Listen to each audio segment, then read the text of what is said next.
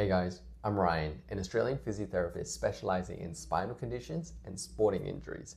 And today I wanted to talk about a misunderstood part of the spine, the facet joint. So what is a facet joint? And this is how I would explain it to my clients when they come in and see me. So this here is a segment of your spine and it's made up of two vertebrae or two levels.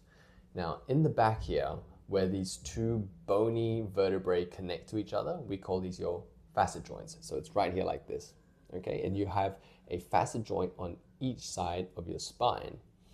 This red thing here in the middle, this is your lumbar disc, and the disc will get a lot of attention. Everyone talks about disc bulges and sciatica, but another source of potential pain is actually your facet joints here at the back. And this yellow thing here right down the middle, this is your spinal root or your nerve, your spinal cord that goes down, and these are your spinal nerves that come through, and they come in through here right around your facet joints and behind the disc as well, okay?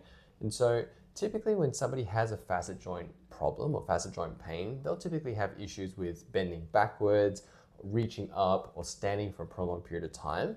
And things that make it feel better include sitting down, doing like a child's pose, or going down into flexion. So that means that facet joints themselves, they get loaded into extension, which is when you're bending backwards. So you'll see that when you bend backwards, so bending back this way, the facet joints actually come closer and closer together, and that's where they get loaded. And they also get loaded when you rotate and also when you side bend to the side. But commonly it will be extension and side flexion. So if we know that facet joints get loaded into extension, problems with the facet joints, which include arthritic changes or stenosis, they will generally build up because of an overloading into extension, or we could look at it another way and say that the body wasn't able to control itself into extension so much, which means that maybe there's more loading on the joints and the bony structures itself, which then creates some degenerative changes earlier on.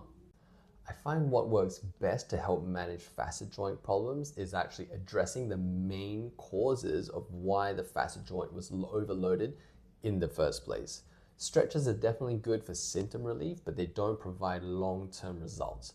So if you address the root causes of the problem, which is typically maybe anterior ab control, inner glute function, maybe active mobility of your hip flexors and your hamstrings, they'll typically reap much better results in the long term. So if you think you've been dealing with some facet joint issues, please let me know about it. I would love to hear it. I'd love to see how I can help you. Drop me a message below, or you can send me an email. I'll see you guys later.